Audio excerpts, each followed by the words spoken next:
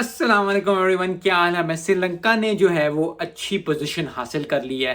काफ़ी विकेटें गिर गई थी लेकिन बड़ी अच्छी पार्टनरशिप फिर लग गई। शुरू में भी अच्छी लगी, फिर एक दो विकेटें गिरी, फिर अच्छी पार्टनरशिप लगी।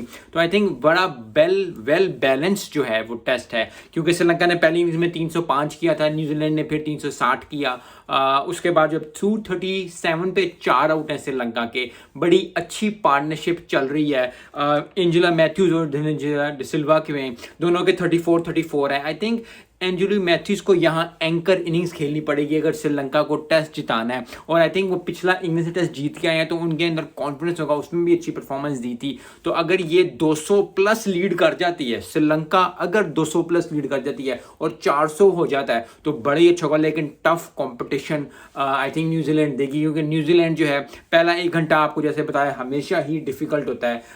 बड़ी अच्छी परफॉर्मेंस बॉलिंग की जो है वो विलियम ओरोकी ने दी थी। अभी भी 3 विकेटें ले ली, पहली इनिंग्स में 5 विकेटें ली थी। तो बड़ा निखर के बॉलर सामने आ रहे हैं। और जब आपका मेन बॉलर, जब आपका जो है मेन आर्सेनल बॉलर जो है विलियम्स ओरोकी जो है वो अगर अच्छी बॉलिंग देते हैं, अगर पहला घंटा जो है वो अपनी जिन जान लगा देते हैं, तो Sri Lanka will be in trouble. क्योंकि जिस तरह पहली इनिंग्स में 5 विकेटें ली थी, इस तरह फिर अब 3 विकेट ली हैं। अगर 2 विकेट निकाल जाते हैं अगर पहले घंटे में, तो बड़ा ही डिफिकल्ट हो जाएगा। तो बड़ा ही वेल बैलेंस जो है वो टेस्ट है। आई थिंक न्यूजीलैंड की अगर बात की जाए, न्यूजीलैंड 360 किया हुआ है।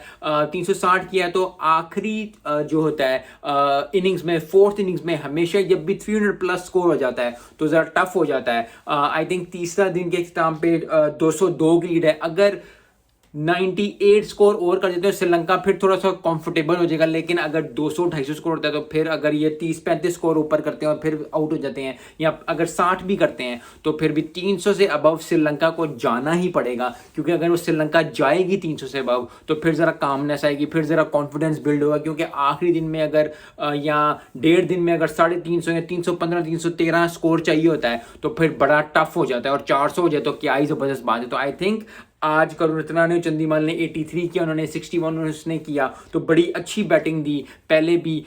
फिर एंजेलो मैथ्यूज ने अब एंकर इनिंग्स खेलनी पड़ेगी, घंटा 1.5 निकालना पड़ेगा, अच्छी चिप इन करना पड़ेगा। जिस तरह इंग्लैंड में उन्होंने एक एंकर इनिंग्स खेली थी, उस तरह जो है वो उनको खेलनी पड़ेगी एंजेलो मैथ्यूज को। उसके बाद जो है बड़ी अच्छी परफॉर्मेंस दे के जो है टेस्ट में अपनी ग्रिप मजबूत करनी पड़ेगी। यस, न्यूजीलैंड को जीतना चाहिए, यस श्रीलंका को जीतना चाहिए। कौन जीतता है कौन हारता है कोई पता नहीं है, क्योंकि कल ही दिन में पता चलेगा जब परफॉर्मेंसेस आएंगी। लेकिन अभी के लिए जो है वो बहुत ही वेल बैलेंस टेस्ट है। और टेस्ट का मजा ही ये है कि आपको पता ना चले सेशन बाय सेशन चीजें चेंज हो। क्योंकि जब सेशन बाय सेशन चीजें चेंज होती हैं, जब जिन जान लगती है, दूसरी टीम जिन जान लगाती है, फिर जब न्यूजीलैंड आएगी, श्रीलंका की बॉलिंग इतनी तगड़ी है कि 150-200 पे जो है खड़का दे न्यूजीलैंड को, तो बड़ा ही अच्छा दिन, आई थिंक एक्साइटिंग दिन आने वाला है। क्योंकि उधर इंडिया का भी टेस्ट हो रहा है बांग्लादेश के साथ, बड़ा अच्छा वो भी हो रहा है, ये भी टेस्ट हो रहा है, फिर चैंपियन कप भी हो रहा है। तो ओवरऑल क्रिकेट की बात अगर की जाए तो क्रिकेट की जो है वो बड़ी जबरदस्त बात हो रही है। अफगानिस्तान और साउथ अफ्रीका का भी मैच हो रहा है, तो क्रिकेट ओवरऑल जो है चमक रही है इस हफ्ते के अंदर। बड़े अच्छे मैचेस, सीपीएल भी हो रही है,